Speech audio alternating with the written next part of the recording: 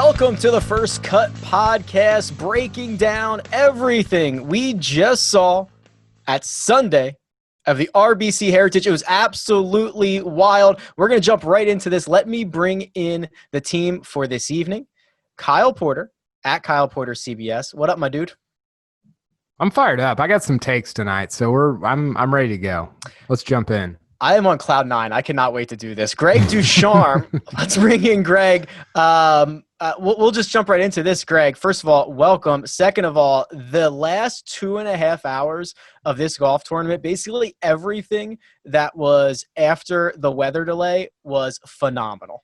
My head is spinning. So I don't even know where to go. First of all, happy Father's Day, Kyle. Rick, happy Father's Day to your dad. I don't know where to go. My head's spinning. Also, Rick, great job this week. I mean, I don't even know how to explain the picks that you had. But yes, after the weather delay, I'm worried that we're not even going to get it finished. Are we going to get it done? What are we going to do about the pod? How are we going to record this Monday morning? And everything worked out. And Webb Simpson's the winner. It was so fun. Webb Simpson does take this thing down 22 under par. Kyle, this was, I think, some of the best performance I've seen from Webb for a couple of reasons. He, as we've talked about many times, sleeps on the 54-hole lead, is already 2 shots back by the time he tees off. And quite frankly, he is stuck in neutral for like the first, 11 holes? Yeah. And he's putting the ball in every position he needs to put it into, not making any punts. I feel like that would have spooked a lot of guys as you see the leaderboard moving around you. He just bears down, continues to put himself in position, and the putter gets hot, and I don't want to say he runs away with it. He won by 1 shot, but like he took over. Yeah, he did. You know, I thought, I don't know if you guys saw the tweet from DJ Piehowski over at No Way Up, but he kind of said it really well when he said Webb just hits handsome golf shot after handsome golf shot and like doesn't do anything crazy, but he just seems so in control. And at least from tee to green, did you see, I think my point here is, did you see what his strokes gained putting were on or what the number was on the last 7 holes? No, but I saw, because I checked it when he was like on 11, and from 11 to like Saturday, he was down 2.5. So I'm sure he did something crazy on the last. He 7. gained like, I think 2.8 or 9 on the last 7 holes. Wow. Which is insane. And, you know, it kind of, I was feeling the whole time like it's going to pop at some point. He's going to hit. But I think the question was it going to be too late? Was it going to be on the 16th hole or the 17th hole? And Hatton or Ancer has already, like, they're already too far ahead for that to happen. But he hit at the right time. And I don't know, man. He is, I kind of tweeted this out. We talked about it a little bit on HQ after the round. I mean, we don't think of him like this. He's one of the 5 best guys in the world. Like, he's one of the 5 best golfers on planet Earth right now. And I think we think of him as like, oh, he's kind of like Ryan Palmer. And not we, not, you know, Greg, Rick, and me, but I think sometimes, like, if my dad's tuning in, if like the average golf fan is tuning in, they're like, yeah, Webb's okay. No, he's awesome. Like, he's really, really good. And from tee to green, I think it's crazy that he's not very good off the tee, and yet he's able to be one of the 5, 6, 7 best guys in the world.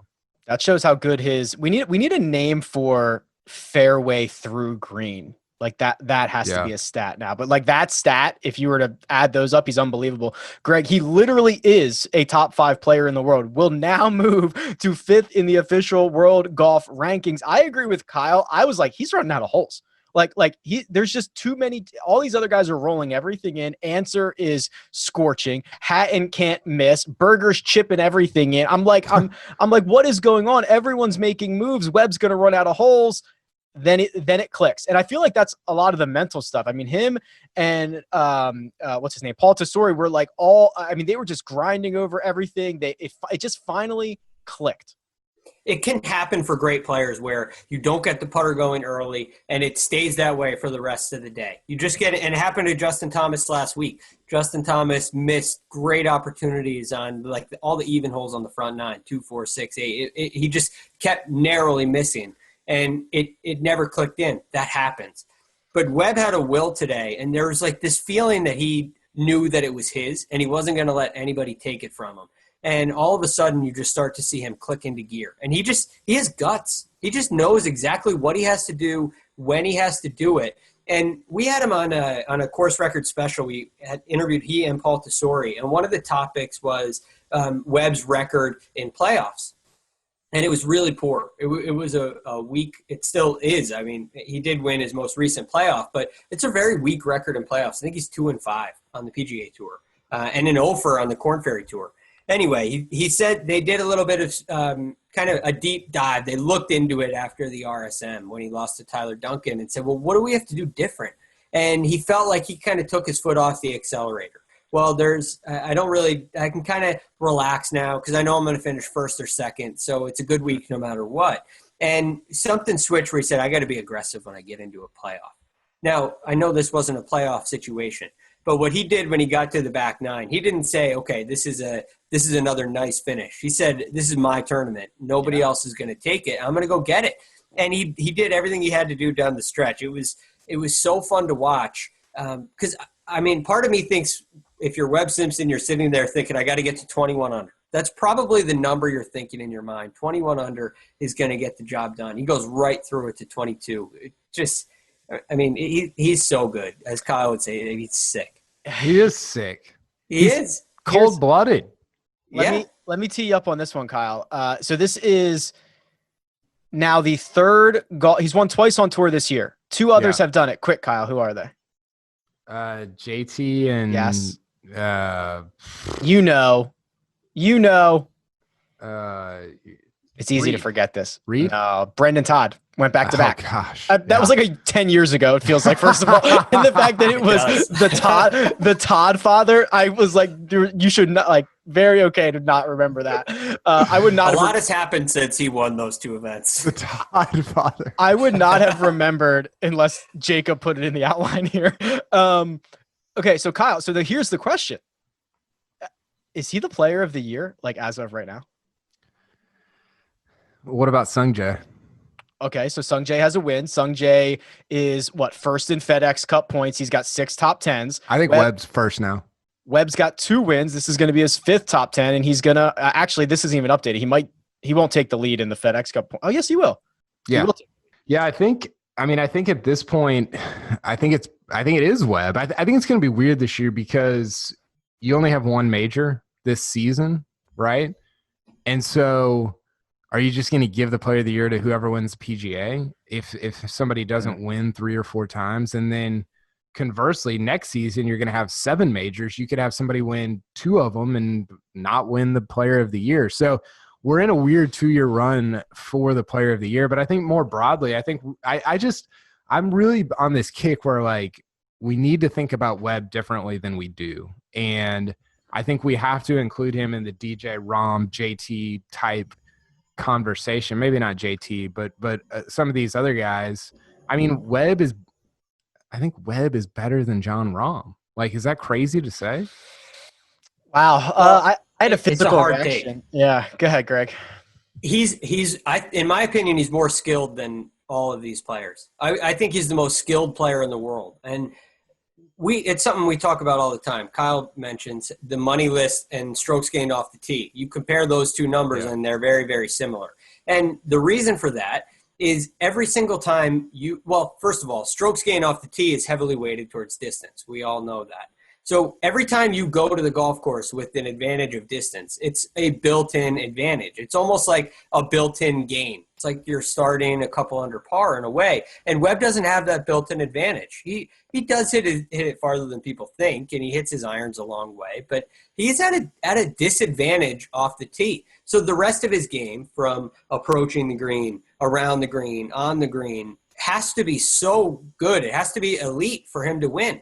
For him to gain enough strokes to win, he has to be elite, approaching the greens, putting, and around the greens. And he does it time and time again. It's not like there's a Webb course here, there's a Webb course here. He does it all over the place, time and time again. It's, I've said it 5 times tonight. It's a joy to watch. I think Webb is what Kuchar's career could have been. How about that take? Ooh, interesting. Now, Because Kuchar has what, 9? What does he have? 9 wins on the PGA Tour? Yeah, but he doesn't have a players. He doesn't have a he does have a players. He has a players, no US Open, no major. Yeah. So I think that Webb is. I mean, he's kind of Kuchar-like, right? Like in terms of, I mean, I think his ball striking is better. But I don't know. He's just in a position where you're like right now. I just don't know that I've ever thought about Kuchar as like a top 4, 5, 6 guy in the world. I've never looked at the Ryder Cup team and been like, man, I really need to have Kuchar on that team, like I am with Webb right now. And I think it's surprising. It's kind of surprising that we're here. I don't know if you would have looked 6 years ago, even after he wins the U.S. Open, at Webb's career playing out like this. But man, he's been awesome for the last 2 or 3 years, and good for him because I don't know, man. He's a good dude. He's the best, and I'm really glad for the way his career has played out. I have some good stats here. So both Webb and Kuchar have top 10, 24% of their tournaments. Both of them exactly 24%. Wow. Webb makes a few more cuts. Kuchar's won a few more times, but Webb's wins are a little bit better. Greg, we'll put the capper on Webb here. As much as I don't want to, I could spend a couple more hours talking about this, but he has now, to Kyle's point, gained strokes, improved his strokes gain total number. This will be 4 consecutive seasons if he does it this year, which he almost certainly will from last year. That's a great stat. And that's only happened 10 other occasions in the ShotLink era that someone improved 4 years in a row. Webb Simpson figured it out, is very much in his prime, and is very, very good at golf. He's doing all that with 5 kids at home. Right? I mean, this guy, don't underestimate that. I mean, you got to. That is not an easy thing to do, to father 5 children. I mean, I have 1. To father to father 5 children, or to raise 5 children? To raise 5 children. There we go. You just need one more, Kyle. Kyle, if you have one more, you can like be Webb Simpson. You see one more. I'm 1 shy, and a few. Webb and I are. We travel differently. We're not in the same bracket. I want to throw this out to you guys before we wrap on Webb. If you're thinking about guys that are easy to root for, I mean, he's got to be in the top 3 or 4 or 5 or 6. I don't know that everybody would have always said that, but I think, I don't know, at least within golf Twitter, like people have just kind of come around on Webb. He was awesome in Paris at the Ryder Cup. Like he's just really easy to root for. You'd probably throw Rory in there. You'd probably throw Ricky in there. I mean, I don't know. He's definitely up there for me in terms of guys that are easy to root for. I'll make one last point because I know we got to move on here. But I think part of that is Webb never loses tournaments. If he's in the mix, he performs come late Sunday. And we love watching that. Sometimes he gets beat, but he doesn't give it away. I can't think of Webb missing a short putt to lose a tournament, or Webb hitting it out of bounds and maybe he has, but I can't think of one instance where he hasn't given himself a putt to tie or a good look to win. He's always doing it in the clutch, and I think people appreciate that. And then you mix that in with the kind of guy that he is, and we love him.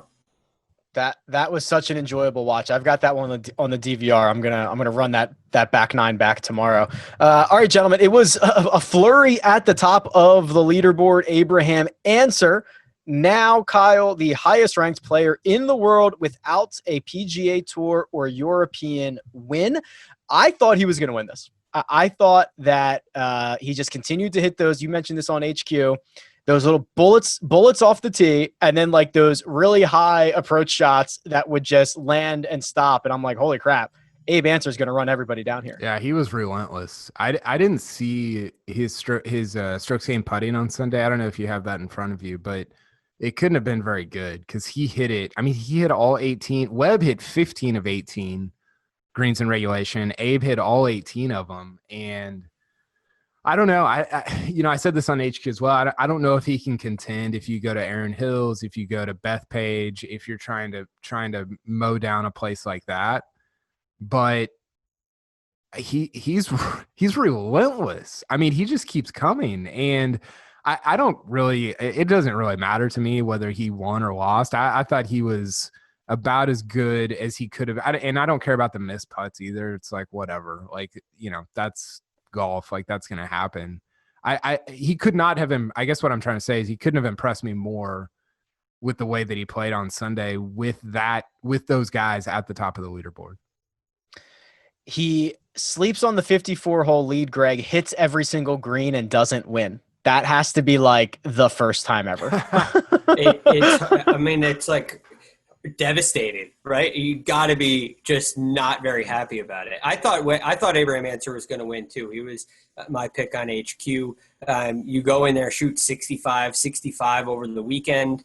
He missed 2 greens all weekend. It was ridiculous tee to green. I mean, I don't think I've ever heard of anybody leading in driving accuracy, leading in grades of regulation, and I think he ended up leading in proximity to the hole as well. I know he did late in the back 9. And I didn't hear his interview after this round, but I remember, and I was thinking of back to the American Express back in the earlier in the year when he came in second. He shot a 63 on Sunday. He played great golf.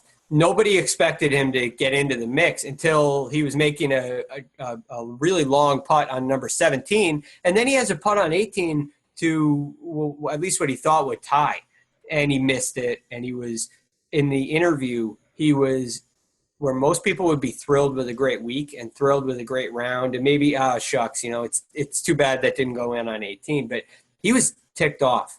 And I just remember thinking, this guy he's kind of like wet. He's cold-blooded. Like he doesn't care. He has a cool confidence about him, and he expects and wants to win. And it's coming soon. It's coming really soon for Abraham Ancer. In case you didn't see his interview, this is what it looked like, Greg. That's what it would. That's what it would look like if I did that interview. Damn. Hey, we're on YouTube now, so this I didn't see that coming. I did not see that is Terrell Hatton level shots fired. So let's talk about Terrell Hatton here. This guy is so cool. First of all, he provides his own commentary. He's going for his second consecutive win after winning the API. He's going for his 3rd win in 5 starts, Kyle. I mean, when do we have to start being like, oh, like I know it's a small sample. I know it's a 5-start stretch, but like, how good is Terrell Hatton in compared to everybody else? It's a 5-start stretch over like 10 months, which is hilarious. Back to November. He's really good. I did my power rankings a couple weeks ago, right before Colonial, and I think I had him 6th or 7th, something like that. And again, the sample size is small. He's over 3 in terms of strokes gained overall. I don't know that that'll go down. He'll still be over 3 after this week. He did it differently this week. I think the weird part about this week, if you would have told me Tyrrell Hatton will lead the field in putting, I'd be like, oh yeah, he'll probably win by like 5. I mean, that's how good of a ball striker he is. And he just didn't, I don't know. I mean, I was kind of fading him coming into Sunday just because of because of his interview on Saturday where and I know we joked about it, but he was like, I'm kind of uncomfortable. And the stats told that story. It was like, oh, you just made everything. And that's just, it's really, I think it's hard to win that way when you're just not really feeling it from tee to green. I agree with you. That was a funny comment that we talked about, but like the stats did bear that out. Greg, Hatton to me is like must see television in the same way that Jordan Spieth is, right? When he's playing well, it's going to be great. When he's playing poorly, it's going to be great. Like whatever it is, Hatton's a guy you have to tune in on. If you combined Tyrrell Hatton and Bryson DeChambeau, you'd have Happy Gilmore, right? I mean, he is must-see television. Time and time again, he's so fun to watch. I'm a fan. I'm kind of with you, Kyle. I was surprised he was in the mix this week. I haven't come around on really believing he's that good. I was going to play him in one and done. I had no reason for it other than I know that Rick was pretty high on him, so I was like, okay, Rick's been on the ball lately. I think I got this is a good week to play Hatton, and I faded him just for no reason. But he's really good, and he's surprised me time and time again. He just continues to impress. So I'm a big fan of the golf swing. They did a nice little piece about he and his father and some of the work that they've done going forward. It seems like a really simple approach, and it doesn't seem like this is gonna go anywhere. He seems really, really comfortable in his own skin, which is probably my favorite aspect of him.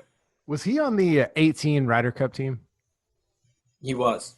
I don't, maybe I just blocked the 18 Ryder Cup out, but him at Ryder Cups for the next, hopefully 10 years is going to be crazy. Like he's insane. He's going to draw a lot more attention. Like that, they will show his matches will be, I think, at a more upper echelon. He's probably not going to be play two matches and go home. Like 18, he wasn't really a huge part of the story.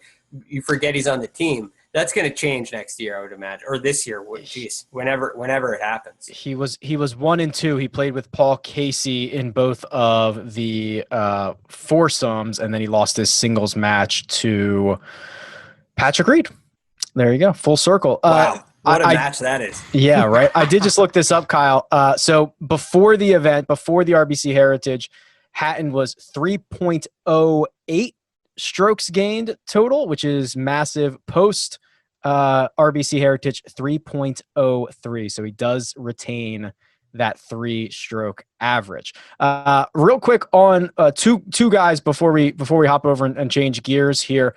Brooks Koepka and Jordan Spieth. I'll give you one each. Kyle, you obviously get Jordan Spieth, who makes the cut, but floundered around for the weekend. Yeah, I mean, it wasn't a roller coaster because there wasn't anything good after Thursday. Yeah. It was just that what would be something that just goes down. Yeah, it's like I don't know. It was not pretty. I think whatever you thought about last week at Colonial, this week just kind of wiped it out. It's like we're just doing this all over again. And I think until he gets out of that for a sustained period of time, I mean, would you trust him anywhere? I wouldn't. I don't know. The tee to green is just, it's not good. And he lost 6 strokes tee to green on the weekend. Yeah, that's so bad. That's so bad. Yeah. And yeah, I mean, that's all there is with that. That's all. I'm in mourning over here. He's going to go to a place he won next week. He won it in, I think, 17. Does that sound right, travelers? Yeah, that's right. All right, Greg, you get Brooks Koepka, who had me shaking in my boots for a couple of minutes when he had a 3-hole stretch 4 under. He drives 9, makes the eagle putt, makes back-to-back birdies on 10 and 11, I believe was the stretch of golf, looking a lot more like the Brooks Koepka we know and love. That's interesting. Is this the Brooks Koepka we know and love? Because normally this guy steps up like this in major championships, and in regular PGA Tour events, we don't really see very much of this. Now, Brooks to me looks motivated. He looks like he really cares. He looks like he really wants to win, and it's fun to watch. He is a scary, scary man when he's motivated, and that's the biggest thing that I'm seeing from him. He looks like he's got a chip on his shoulder, and he wants to go win, and he's treating this like a major championship. A scary, scary man. He's not wrong. He is. Okay, so real quick, before I know we're getting ready to go to break and do our one and done, 2 things that I got to get off my chest. One, the course was awesome because, and Rick and I talked about this on HQ. It brought so many different. I mean, and I made the point of the 9th hole. So Brooks drives. Speaking of Brooks, he drives the 9th hole, makes eagle, right? A couple hours later, or like an hour later, you see Hatton and Ancer pull 4-iron or whatever, and I love courses where guys can play them different ways. And look, Brooks takes the risk of going for the green, leaving it short in that bunker, and not being able to get up and down, but it paid off. And so you're at a course where it still rewards guys for their length, but it doesn't. Like if we go to Erin Hills, Abraham Ancer can't win Erin Hills. He just can't. Like that's never going to happen. He's never going to win at Bethpage. So I just thought the course really gave us a really cool, and it shined a light on how good and diverse the leaderboard was. And then 2, the broadcast over the last 2 hours was insane. And this goes back to my point about I love the no fans thing so far. I mean, it felt like I mean, first of all, I was terrified that Hatton thought it was just going to be a canvas for him to like lose his mind and just go completely. But the back and forth and the sun setting, you could hear Webb talking about TrackMan and the tide. Like the whole thing was awesome. I could not have enjoyed the last 2 hours of that tournament, that whole experience, more than I did. Yeah, I think we should dive into that another time because that I do want to talk about that. The whole player caddy thing's awesome. Also, another thing for another day, that whole Brooks Koepka only cares about majors is the biggest load of baloney anyone has ever tried to feel like, and we buy that, and it just gives him a pass in every other. Okay, no, it's all right. We'll talk about this another time. If you want to see how frustrated I get about this Brooks Koepka conversation, we're on YouTube. So you can see that now. So we'll tweet out the links. Make sure that you subscribe to the First Cut podcast on YouTube for the video feeds here. And on the other side, we've got a lot of matchups to go through. We have to crown a new matchup champion, and we have to update the one and done standing. Spoiler alert, I'm very excited to do so. But first, we'll hear from our partners. And we're back. All right, gentlemen, we've been instituting this new little game that we play where we throw up a bunch of matchups before the week. We all take a side, and then we see how terrible we are at it. But Kyle, you are not terrible. Congratulations. You are this week's matchup challenge belt victor. You have now tied Mark Immelman for most weeks as the champion, which is 1. Congratulations. Yeah, I'll take my victory lap.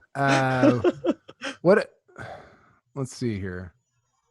My best pick was JT and then Kuchar over Woodland. That was a big one because the rest of you guys had Woodland. I had Webb over Rose, and then Reed over Sungjae. I get money or points or shekels for Reed over Sungjae. Didn't Reed miss the cut? So this is actually very interesting. They both missed the cut, but depending on, and I don't know what the book of Jacob does, but depending on, some books would push that if they both missed the cut. Some will look at what their actual score was. I think Sungjae was a couple over. Reed, I think, was 1 over.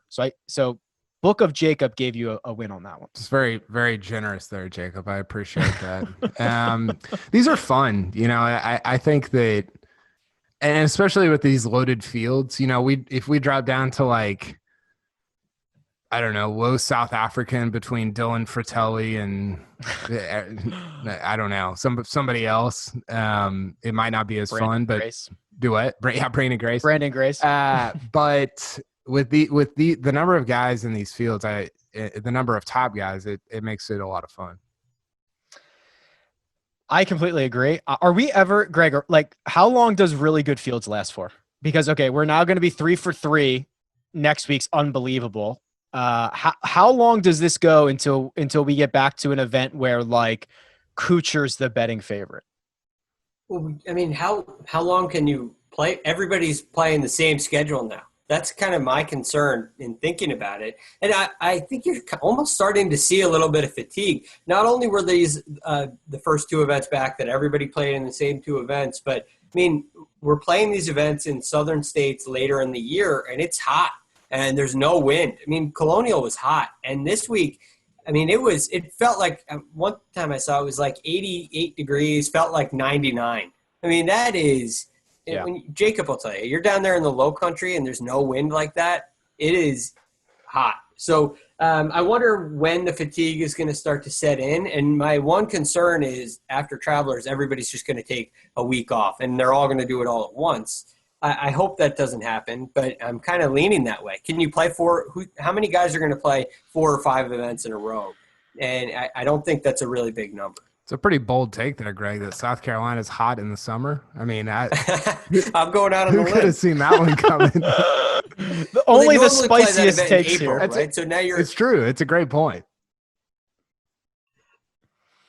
There was this is a hard pivot in our industry. I was thinking about the telecast there and how good it was. At the end, after Webb taps in on 18 and him and Paul Tesori going back to the clubhouse. Did you hear this? Yes. Okay.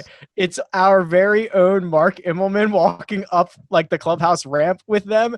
And Paul Tesori is telling Mark that he could we could see you crouching and we could hear you talking all day, which is so hilarious because Mark was telling us how like aware he is of his voice right out there. And then the no fans thing, Kyle, is just like, yeah, I guess these guys can hear everything. It's impossible because like there's nobody else out there, and you're trying to talk like this, but like every single word that you like whisper is heard. Speaking of after Webb tapped in, did you see Ryan Palmer hollering about Carlos Ortiz? Yes. The bunker, right? The bunker was not raked or something. Yeah, and Palmer was like, it might have been his caddy. Somebody was not pleased with it. And and somebody pointed this out on Twitter. That's another great thing about the mics, because you pick, like, I don't care if Ricky and JT are talking about like something salacious. I don't even want to hear that. Like, that interests me zero. I do want to hear when caddies are pissed at other caddies about bunker rakes or whatever. Like it's the littlest stuff that gets picked up that is the most interesting to me. It's the unplanned stuff too. Yeah, Greg, we're getting exposed to. So I think there was another moment. Webb was walking up 18 trying to close this thing out. He was telling Paul, like, make sure we put that in the yardage book for next year. Yeah. Like the guys, he's already thinking about 2021 as he's trying to close out 2020. Greg, this stuff's like, open the mics. Like, this is beauty. It's gold to hear. I don't know if you have to actually put mics on the players because we're hearing it anyway. So maybe you just stick with boom mics. Keep the fans away. It's such an interesting point, Kyle, because I haven't once thought, where are the fans? Yeah. I haven't thought it one time. And it's been fun. The drama, the tension is still there. There's almost no loss. It's unimaginable. Yeah. We were talking about it for weeks leading up to it. What's it going to be like without fans? And it's like the same thing, maybe better from a viewer's perspective. So it's one of a kind. But Webb and Paul Tesori are the best.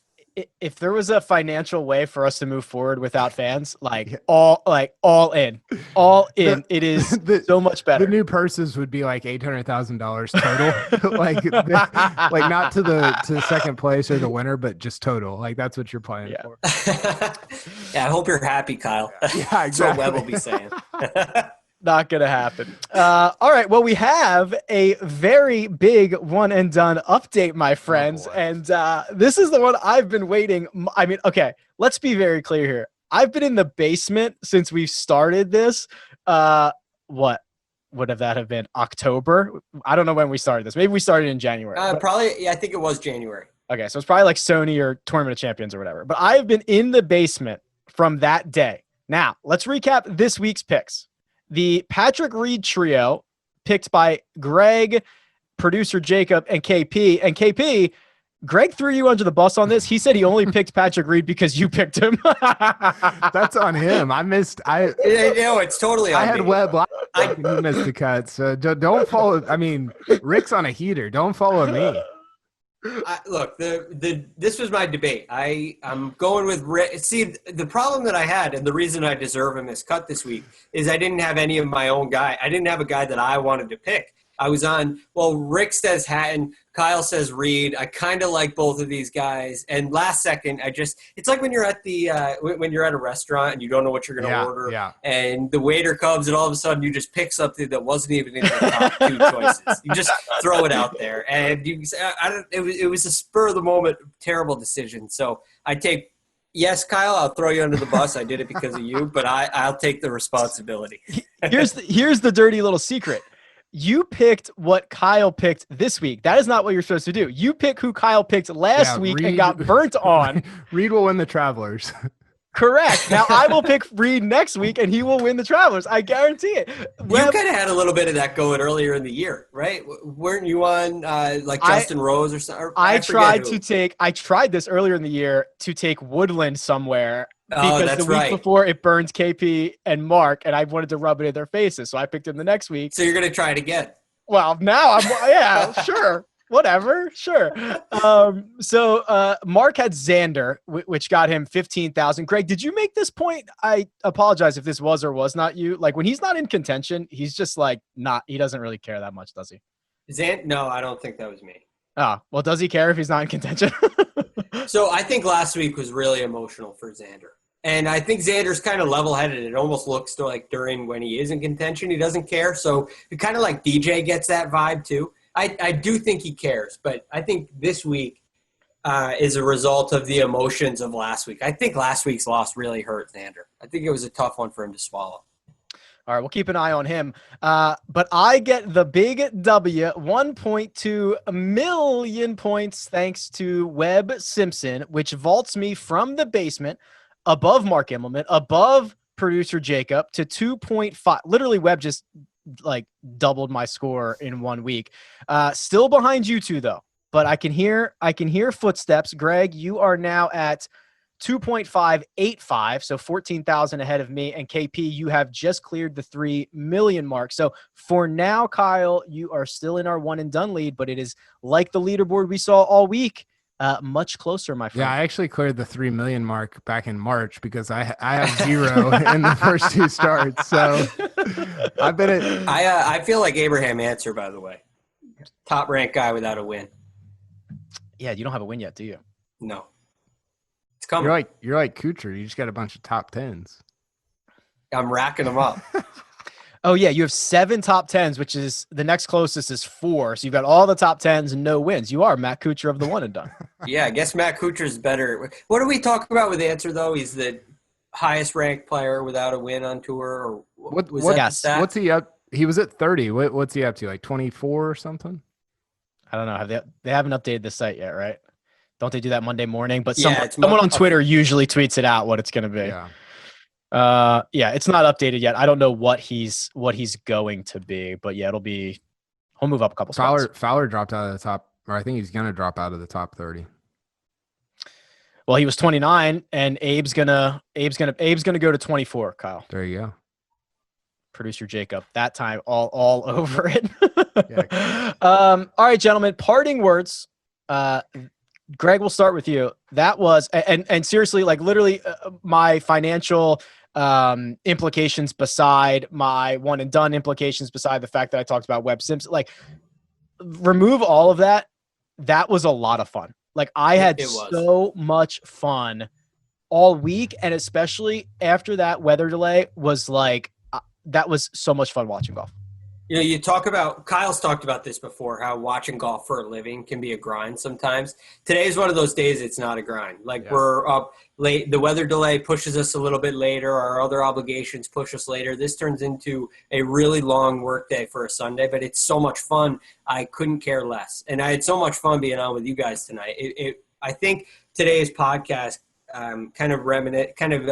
showcases like what the tournament was like. It was a blast, and so we had a blast. Loved it.